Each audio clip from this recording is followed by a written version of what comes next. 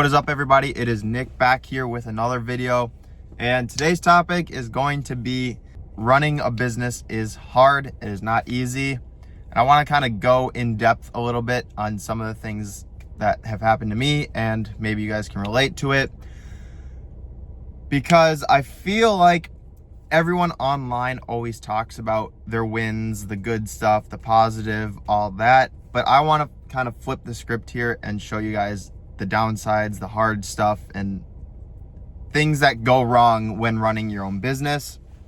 So I'm just gonna start off with the most recent one, which I was literally just in the post office for, and that is sending out packages.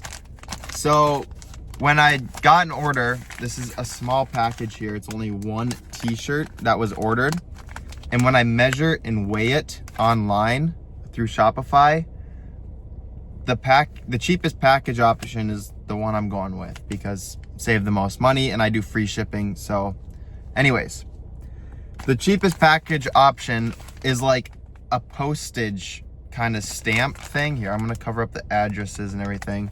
See, it's like a giant postage stamp kind of thing. So there's no tracking number for it. It's basically like going through like an envelope. And I've been getting this option for these once I got this package size for like single t-shirts, and I've been sending them out. I've probably sent out like 25 of these things. No one's ever said anything, but I had one girl message me and she said, I haven't got my package, like where is it? And we've been talking back and forth because it said 1 to 5 business days for shipping on it, and it's been 8 so far for her. And so finally I went into the post office, like, okay, I brought this one in because it has the same label. I was like, I've been printing these labels, like this one didn't get there, like what's going on with it?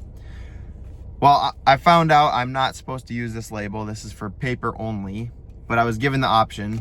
And so either people are, and she said, depending where it gets stopped, if it gets stopped, the person it's getting sent to will get charged extra, or if it comes back to me, which I haven't had any come back to me, I will get charged extra, and then I have to like create a new label and send it out again. So I did not know that with these labels, and I've been sending so many out, so I have no idea if people have been getting their packages, I guess.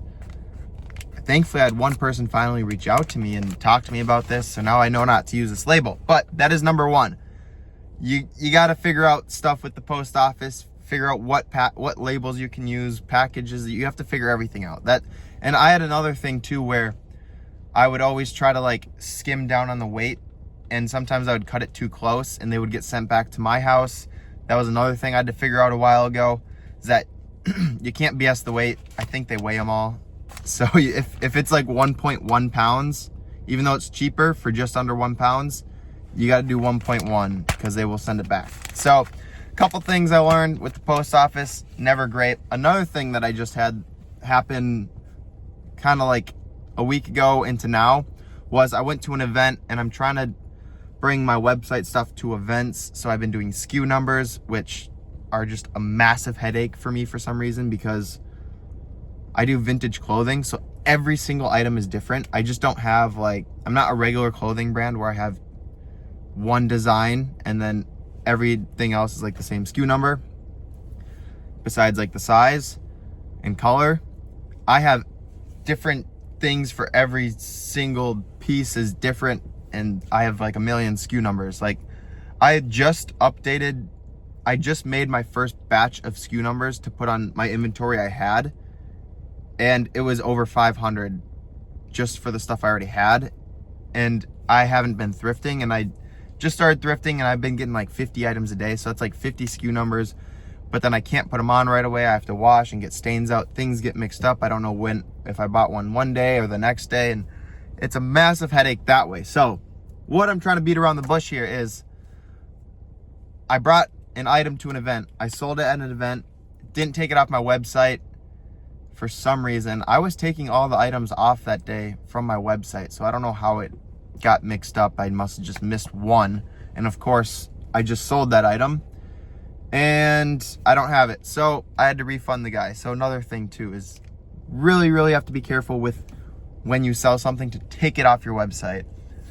Another thing too is just kind of flaws. Since I sell used clothing, I don't tend to mention flaws that much because it is used. Every single piece has a flaw, but people expect stuff to be brand new, which it's a little bit on both of our ends. Like a little bit on my end because I'm used to wearing used clothing. Like I thrift a lot of my stuff, so flaws on items don't bug me.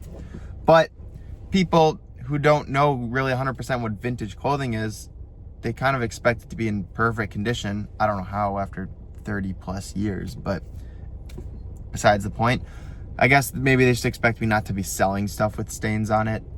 So that's another thing too that is a big miscommunication kind of part in my business is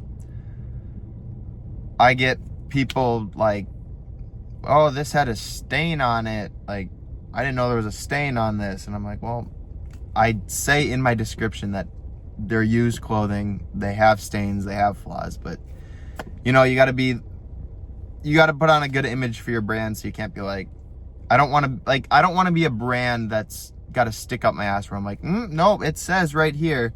So if someone reaches out and I know some people spend a lot of money on clothing, so it's like, you don't want your stuff to have stains or whatever. So if someone does have enough care to reach out, then I usually try to accommodate for them.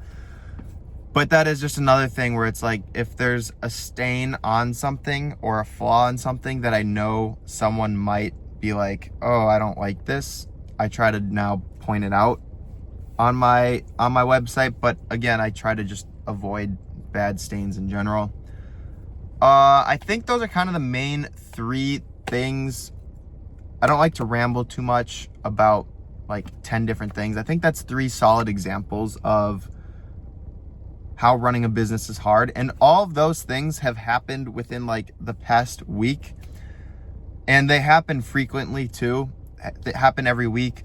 So I think that's gonna be it for this video, guys. I hope you guys can somewhat relate, and I hope you guys kind of enjoyed this content of not seeing just the positives of a business, though things are going pretty solid right now. Like it's not as good as it looks. The underneath part is not always, it's chaotic down here. I'm running all over the place to do things to make everything look nice. So I don't want you guys to see people have these brands online and expect it to be easy, expect it to be like perfect all the time and whatnot. Like none of this shit is easy. It takes up my whole day, and I'm probably making less than someone working a 9 to 5, and I'm working 16 hours, 7 days a week. But hey, I love doing it. It's not work to me. It's fun, and I really enjoy it. So that's gonna be it for this video, guys. I hope you guys enjoyed, and we'll catch you in the next video. Peace.